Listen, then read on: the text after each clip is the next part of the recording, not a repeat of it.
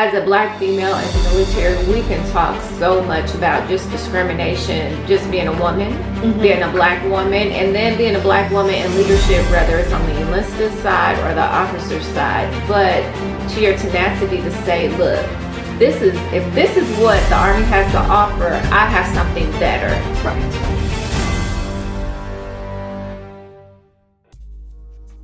My name is Miranda Magee-Reese. I pledged AKA in fall of 1993 at Eta chapter at the University of New Orleans. I am currently a member of Mu Theta Omega in Killeen, Texas. I was in the military for a total of 35 years with active and reserve time, and I retired in 2022. And so currently, my husband and I, we both retired on September 30th of 2022, so we're enjoying that retiree life. And we have 6 children. I joined the military at 17. Oh, okay. So as soon as I graduated from high school, I went to the military. And I did enlisted. I went to Germany, it was my first duty station, which is what I wanted. And then I got off of active duty, went home and joined the reserves, and then I went to college. And then I went back on active duty, actually AGR, and then active duty and got my commission. So I was enlisted for 20 years and then an officer for 15. Joined at 17. So I really just needed a path in a direction for my life. Because at 17, I couldn't really go straight to college. My mom didn't want me to do that, and we didn't have a lot of money to afford college. So the military gave me a pathway to adulthood. So I'm very grateful for that, because I think I needed that discipline, being able to be on my own while I learned to be an adult. So I think that direction was very beneficial to me in my life, because 35 years, I never anticipated I would stay in for 35 years. I was enlisted for 4 years, and then got off of active duty, went to college immediately after that. But I also joined the reserves too. So I don't have any breaks in service, because it was like one component to the next component. So I went immediately into the reserves, straight off of active duty. And then I went to college that semester as soon as I got home. And then I stayed there until started working for the military, and then came back as an AGR. I was introduced to Alpha Kappa Alpha from a cousin of mine. She was an older cousin when I was in high school. And she let me know what her chapter was doing, different activities. She would bring me along. So it let me see her and the other ladies that looked like me, what they were doing from a very young age. So all through the military, that first military period, I still remembered what they did. So I knew I wanted to go to college. So I knew I just kept that little spark in me. Hey, when I get to college, this is what I want to do. I want to make sure that I can do what she did when she went to college. So to this day, she's still one of my mentors, and I keep up with her because, of course, she is my cousin. And I see her when I go home to New Orleans. So you pledged at University of New Orleans? University of New Orleans, yes, Eta chapter. Okay, so when you pledged and you were still on reserve time? Yes, I was still on reserve. How did that work out? It was really weird for me because I was older than the other people that I was on line with. So, but it also, I think they looked up to me more, because I kind of had that attitude. It's like, if I've done basic training, this is going to be pretty easy. Right. So I think that might have been a little bit conceited of me, but my mentality at that time was, I had already learned so much about myself by joining so early, and I knew that I could do it. By that time, I had started forming goals, objectives, and I knew that I had done so many things already that people had told me I wasn't going to be able to do. Because I was a pretty small, skinny, I only weighed like 99 pounds when I left the military. So it was really hard for me physically. But those first 4 years, I learned, I trained for the Army 10 miler, ran the Army 10 miler, went skiing, just did so many things. So it's like, okay, I can do this. I can do this. I can do this. During my 35 years, as most people who've been in the military understand, that you're a soldier, whether I'm in uniform or out of uniform. So once I became an AKA, I also realized that I'm still an AKA, whether I got letters on or I don't have letters on. I think also I feel like I'm also a child of God, whether I'm in church clothes or out of church clothes. So those different things, I made sure that I carried with me daily, that I'm a soldier, I'm a child of God, and I'm an AKA. So that made me make sure that the integrity and honor that I felt like I had, that I made sure that I carried myself appropriately. I felt like my service to the nation was also service to the community and service to all mankind. So to me, it was all the same thing. So AKA was an extension of what I was doing also with my service to the nation. I think that my two paths intersected with military and AKA more of when I was in Korea.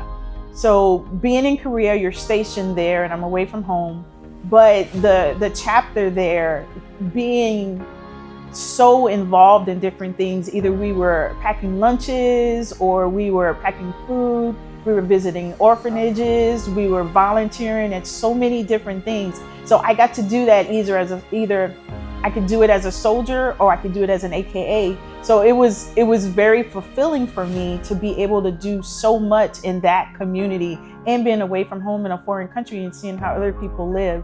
So I think that was the most impactful of how I saw the two of them combine, because we were doing something different. So I think I still try to carry myself with the honor and integrity that I learned over my time in the military, because the military has the different values. So those two, honor and integrity, stuck with me the most, and that's the ones that I usually always try to keep in the forefront of my mind. So I think if I can carry myself with the honor of how I serve, and I can look at myself in the mirror every day and realize and come to reckoning with Miranda that says, hey, did you represent yourself well? So I think that, did I represent myself well as a soldier? Did I represent myself well as a woman of AKA? Did I represent myself well as just Miranda, so that I feel good every day and I can look in the mirror every day and say, yes, you did. I've deployed to Iraq, Afghanistan, Kuwait twice. Actually even Germany and Korea. So while you were downrange in those areas, and some may have been hostile environments at one time or another. Definitely. Did your service, how were you able to express your service as far as, I know it's a little harder when you're deployed, but how did that affect you in your service and the impact it had, even coming back home? So for me, for Iraq and Afghanistan, those were the hostile and really taking on fire. Even when I packed, I always made sure I packed something AKA, whether it was a jacket or t-shirt, something. So, because I knew that there's always going to be somebody like me somewhere. Right. I'll run into them. We're going to sit down. We can talk. The sisterhood covers every continent. Right. So I knew I would run into them. So those areas were a little bit hard to actually do community service, because actually we couldn't leave the base and different things like that. Right. But I still had a piece of me and made sure that I conveyed the AKA thing, because I can always mentor somebody, whether it's on the sorority or as a Black woman in the military or as an AKA, I can always mentor somebody about something. So I always want to make sure that I can represent. But in Kuwait, I think one of my times in Kuwait, definitely we got together lots of times with the D9. Mm-hmm. We would have breakfast and different things like that. So I had more gear there, but we weren't in a hostile environment at that time. So let me ask you this, the camaraderie that we have in the military, you have your camaraderie there. Mm-hmm. How has that camaraderie crossed, especially when you're downrange and in those hostile environments, be it hostile or not, but when you're deployed, the camaraderie, not just with your military service members, but they also just happen to be your sorority sisters too. How does that feel to know that you have both areas, right? So I think it's wonderful. My last tour that I was deployed when I was in Kuwait, I met a young lady, and she was from North Carolina. And she was an officer also, but we met because before we even went to the breakfast, just happened that somebody was like, oh, there's another AKA around. So somebody who was actually a Sigma came and got me to take me to meet her. And we ended up forming a great relationship that I keep up with to this day. And we got to talk, not only just officer, Black woman, and AKA all at the same time. Because while we were there, the uniform changed. So we had a lot of discussions about that as a woman and as an AKA, because we were both logging into chapter meetings while we were downrange and everything, because that was when we were still right after COVID. So we were still able to keep up with our various chapters, both of our chapters, and still meet other members of the D9. So that was wonderful to know that no matter what, I can still represent, I can still wear my colors, because different things, I would wear my jacket or one of the t-shirts and it's like, hey, let's meet up. Or, hey, Soror, how you doing? You want to go to breakfast, or you want to go do this, or just grab something to eat real quick. So I definitely have loved that I can always find a soror somewhere. And the mentoring never stops, right? It never stops. It never stops. I think that's one of the great things. And one of the great things about our sisterhood is that no matter where we go, we will find a sister. Yes. No I definitely matter what, agree. We will find a sister. Yes. So let's talk about your time when you went from enlisted to officer. Why did you make that change? So unfortunately, God does things for a reason. You just have to wait and figure out wait until find out what that is. So I was deployed to Iraq with one of the worst group of people I've ever had known in my military career, the worst group of people. I was actually even investigated for reverse discrimination during this deployment because I was with a unit out of Evansville, Indiana. So you were with a reserve unit. I was with right, but I was AGR then. Right, but I was with the reserve unit. Right. So reserves are a little different. Right. Than active duty. Yes, yes. So that unit, we went under somebody else's guide on per se. So this unit wanted a combat patch, some of the senior leadership. So I say that they were worse because I was under investigation for reverse discrimination. Officer pushed me and hit me.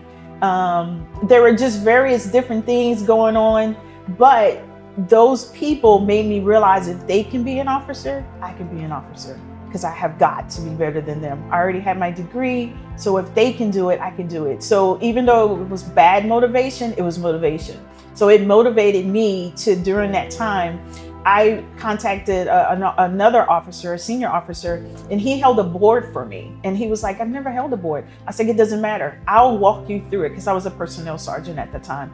I'll walk you through what to do it. I'll make sure that the regulations are in play, that you know every step. I'll help you fill out the paperwork. I just need you to sign it, get some of your battle buddies together to hold the board, because it has to be 3 to 5 officers. And he was like, if you fly to where I am, because I had to fly to another part of Iraq, then we'll do it. And we did it. And before I left Iraq, I knew I had been approved and that I was going to get commissioned. So when it was time for our award ceremony, one of the brigade sergeant majors saluted me because he had taken the time to talk to me during that time period and encourage me. So he knew that I had gotten approved. So he saluted me. And most people were like, why is a sergeant major saluting an E7? And he said, because she's going to be an officer and I want to be the first person that salutes her.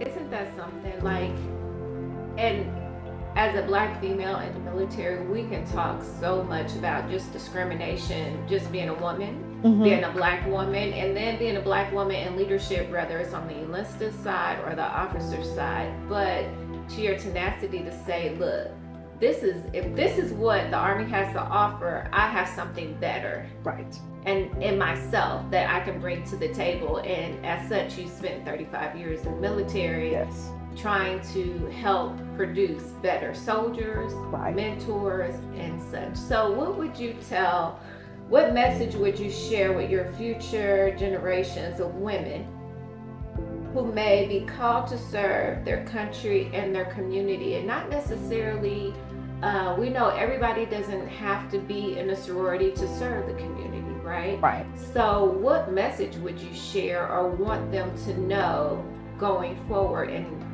doing so?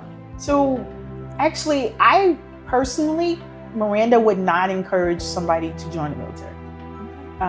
Based on a lot of different experiences, because one of the founding things in those first 4 years as an enlisted soldier, as an E1, E2, E3, E4, there's a lot of things that happen mentally and physically that I wouldn't want another woman to go through. Right. But it also drove me to stay in, to mentor people, to make sure that I could help somebody else who might go through something. So I made sure that I had all of the credentials that I needed to make sure I could mentor and talk to other people. But if you're already in, my thing would be to tell you to make sure you have balance and perspective. One ceremony that I went to, the person was like, I want to make sure that now I could spend time with my family. I don't want to ever have to do that. I knew I did not want to ever have to give a speech where I said, now I can make time for my family. I wanted to make sure I had balance. I could spend time with my family. I could spend time with my church. I could go do AKA things. And I wanted the balance in my life. So if there were times I just took leave just to go on a field trip with my daughter, because, hey, guess what? There's no telling where I may be, whether it's TDY, deploy, a field exercise, anything. So every chance that I got to go be a chaperone for my daughter's field trip, I went. So the perspective would be to make sure that you know what you want. What are you trying to get out of the military? Don't just let the military use you. Have a perspective of what you want and what your end goal is going to be. Set tasks, objectives, and goals for yourself while you're in. So I think I'm proud of the fact that I met every goal that I did set while I was in the military. Because I was telling someone today, I never saw myself as a master sergeant or a sergeant major. For some reason, I just wanted to make sure I got to be an E7, and I achieved that goal. My next thing was, once I became an officer, okay, I just need to make sure I make it to Major before I retire. And I achieved that goal. And most people be like, well, that might be short-sighted, but they don't understand all the steps that you have to do to get there. And so I achieved those goals. So I knew in 2022, when I turned in my paperwork, that I was okay. I was okay mentally. I was okay physically. I can walk out the door and I can say I did it. And not even just walk out the door to say you did it, but walk out the door with your integrity intact, because a lot don't, right? Yes. So I really commend you going from enlisted to officer, because a lot of officers sometimes that aren't enlisted really don't know the weeds. Right. And they don't understand it. They don't understand how things work. And when I first came in, it was right after, while I was in, was when during Desert Storm, Desert Shield, and the officer read the map the wrong way, and they got captured. Did you remember that? Yes. When they got captured, right? So it's just to know that we are the backbone, and then you took time to go into the officer side. So can you tell us a little bit about the medals that are in your uniform? Sure. So one of the ones that really means the most to me is the highest one is the Bronze Star, because I was in Afghanistan. We did take fire. So as a female, as a person, it's scary. It's a lot. Absolutely. It's a lot. Even just if you hear it in the distance, but when you're actually taking fire yourself and you're running for the bunker, or even worse was when my soldier got hit. And I'm in the hospital doing reports and trying to keep up with them and talk to not only my hires, but keep him calm and think, okay, who you need me to contact? So I think that one hit worse than if I had got injured, was when my soldier got injured. So that was a lot for me as a person. And your family's back home, and it's like, oh, when you tell them you're going in the war zone, you're like, okay, but I'm going to be okay. I got training. But when it's actually happening and bullets are flying and mortars are flying, or you're on a convoy, it's a lot. Yeah. It's different, and no one can ever walk you through that. You just have to experience it and reflect on all your training and keep going, because you have soldiers, you have people that are behind you, and you have to keep going no matter what. So what would be your final message about your service in the military and your service to AKA? What is your final message to us? I think my final message would be, I guess, perseverance. As that young 17-year-old to now almost 60-year-old person, I can see all the different things. I see some things I did wrong. I see some things I did right, but it was my choices. And it led me to be who I am today. And I'm proud of who I am today because of the choices that I made.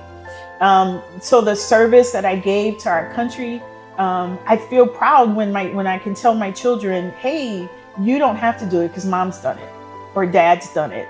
And we have served, so you don't have to serve right now. If you want to, sure. But you don't have to serve because we have done it. So when I think about that 1% of the American population that have served, and even less of us that have served long enough to retire after 20 years, I'm proud of myself. Right. Because that 17-year-old person, when people are telling me, you're not going to make it, you're too small, you're not going to be able to do it, you're too quiet. And when they see what the person that I turned out to be, they're proud. My family's really proud of me. And I just smirk, kind of do a little smirk, because it's like, but you didn't think I could do it. So no matter what I was doing, whether it was in training, learning how to do push-ups, because it's not like that's something that everybody just does normally, or right. or run 2 miles and keep the weight down. All those different things that it takes to be successful in your military career, I'm proud of myself because I could do it. And also being a woman of AKA, I'm still proud because I feel like it's a lot too, because people still have to pay attention. Just like with the Army and reading regulations and understanding what you have to do, you have to keep up with what's going on with Alpha Kappa Alpha and what our regulations say, what our books say. And so I like that people will come to me, even in my chapter now, and be like, okay, well, what do you think? And they can look up to me, and I still feel like I'm still mentoring people because they look up to me to know that I'm a person who will hold the values that I carry myself in a way that they feel like they can look up to. So I feel good about that because sorors will make me feel good about that. Recently, even just a month ago, a soldier that I had when I was in company command, so that was like 2014, 2015, she texted me and she was like, hey ma'am, I just want to let you know I'm getting promoted again. And it was because of you, because you listened to me and you mentored me 6 years ago. So that makes me feel good, and it makes me feel like I had an impact on not just my life, but other people's lives, other sorors' lives, other soldiers' lives. And so that's what I want to say. Make sure that you have an impact on somebody's life.